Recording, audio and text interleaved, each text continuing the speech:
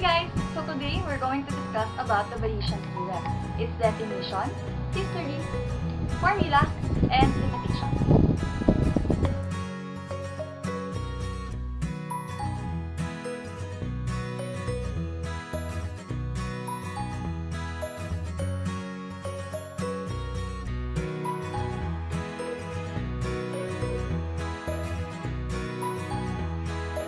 Well, in that case, Bayesian Theorem can help you decide.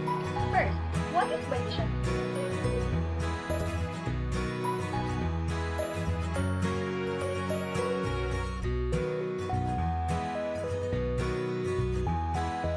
Bayes' theorem is a fact about probabilities. It describes the probability of an event. Like for example, if the weather today is related to the weather tomorrow,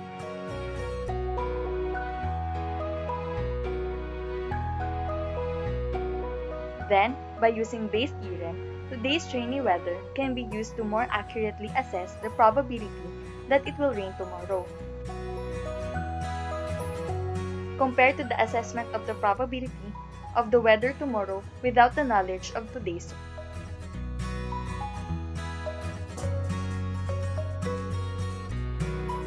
A version of it was first discovered by Thomas Bayes, for which it has a lot of. Some philosophers say it's the key to understanding what it means to think rationally.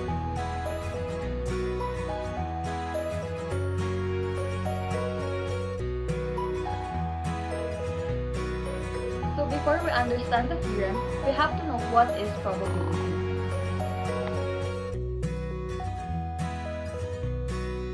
Probability is the likelihood or chance of something happening. Say for example, you are going to find the probability of pulling a yellow marble from a bag with 3 yellow marble, 2 red marble, and 1 blue.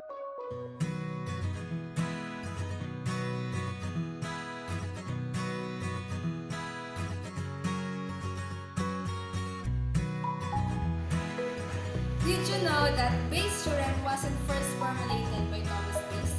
It was first developed by the French mathematician and astronomer Pierre-Simon Laplace. So right after discussing the definition of this theorem, we are now going to focus on the formula of the theorem.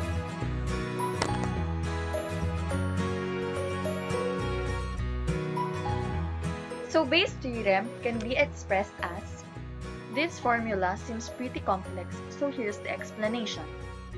In the formula, E stands for evidence and H stands for hypothesis.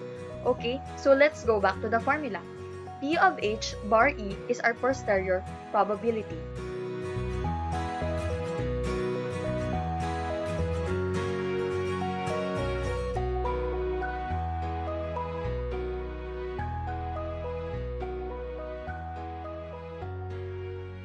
P of H is the probability of the hypothesis, that's why it is called the prior probability. P of E, given that H over P of E is the likelihood ratio or the probability that the evidence E occurs given that the hypothesis occurs over the prior probability.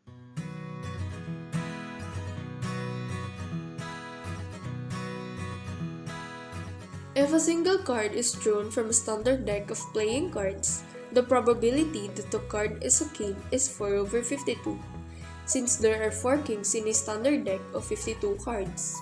Rewarding this, if king is the event, this card is a king. The prior probability, P of king, is equal to 4 over 52 or equal to 1/3. If evidence is provided, for instance, someone looks at the card that the single card is a face card, then the posterior probability, P of king given that face, can be calculated using Bayes' theorem.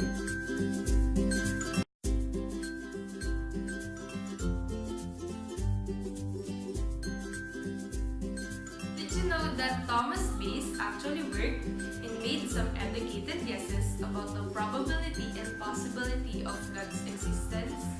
But before he had the chance to tell anyone about his works, he died. Here are a bunch of examples for you to further understand the Bayesian Theorem.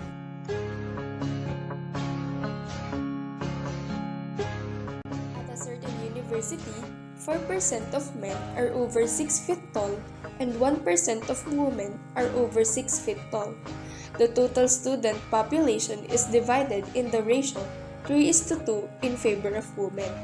If a student is selected at a random from among all those over 6 feet tall, what is the probability that the student is a woman?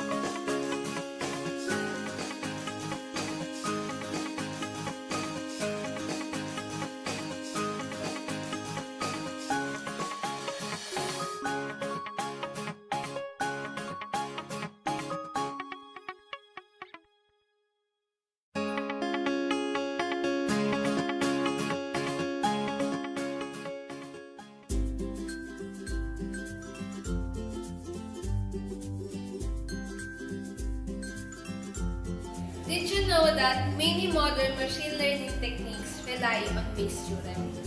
For instance, Bayes' theorem is used in determining whether an email is spam or real.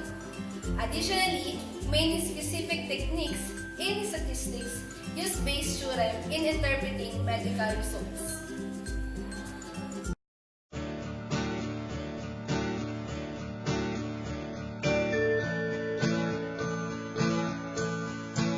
You go to see the doctor about an ingrowing toenail. The doctor selects you at random to have a blood test for swine flu, which for the purposes of this exercise, we will say is currently suspected to affect 1 in every 10,000 people in Australia. The test is 99% accurate, in the sense that the probability of a false negative is 1%. The probability of a false negative is 0. You test positive. What is the new probability that you have swine flu?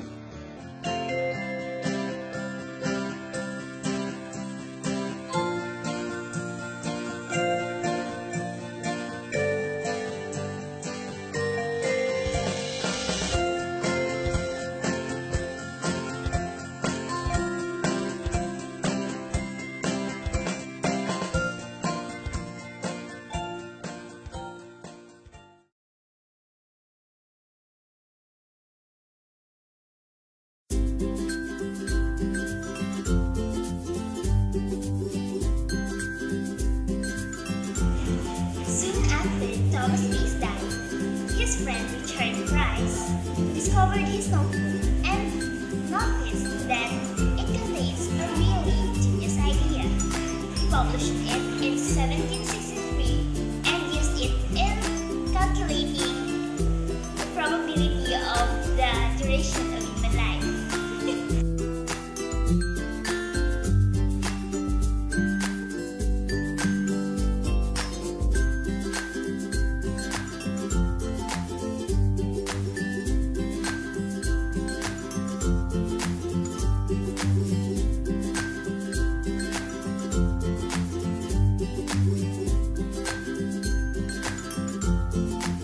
In a TV game show, a contestant selects one of 3 doors.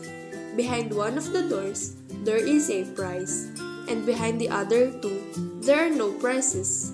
After the contestant selects a door, the game show host opens one of the remaining doors and reveals that there is no prize behind it. The host then asks the contestant whether they want to switch their choice to the other unopened door or stick to their original choice. Is it probabilistical advantages for the contestant to switch doors? Or is the probability of winning the prize the same whether they switch or stick? Assume that the host selects a door to open from those available with equal probability.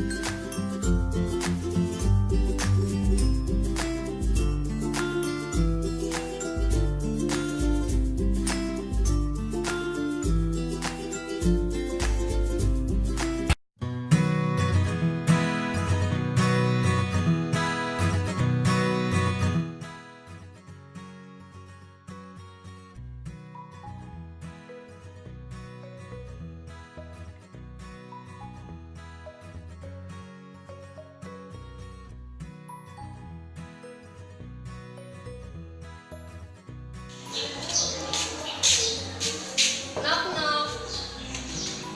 Who's there? Thomas Bass. Thomas Bass who? Can't you hear that boom boom boom boom boom boom bass? Thomas Bass. Kung wala ka nang maintindihan.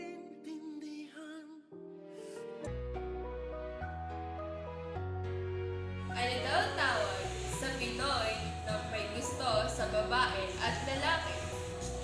Ano daw? Eddie Bayesian.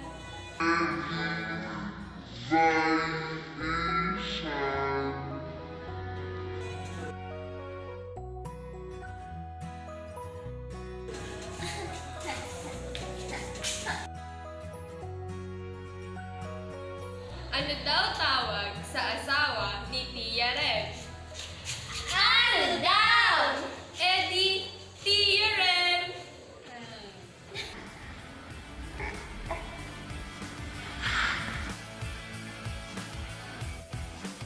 Besides seeing the world as an ever-shifting array of probabilities, we must also remember the limitations of inductive reasoning.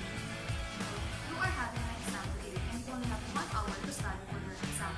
The next day, when the results came, you noticed that you got a high score. Unhappily consistently over your preliminary and midterm exams. On your semi-finals, you also had studied the way you had studied on your physics exam. Yet, you failed. This will now incur a revision of the need. You will now realize the same study habit will not work at all times. An approach will not enable you to complete everything. In fact, with the increasing volume of information, the future may be as unpredictable as ever. Knock knock. Who's there? Bayesian Theorem who? I'm all about Bayes Theorem. I'm all about the base. Bayes Theorem.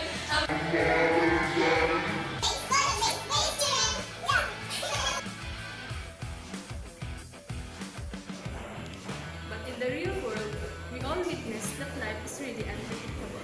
As said in James 4:14, yet you do not know what tomorrow will bring. What is your life? For you are a mist that appears in a little time and that vanishes. There is no reason to conclude that the affairs of man are becoming more predictable. Not all probability formulas make sense since not all things here on earth are predictable. We cannot hide the fact that everything that may happen in the future is still in our hands.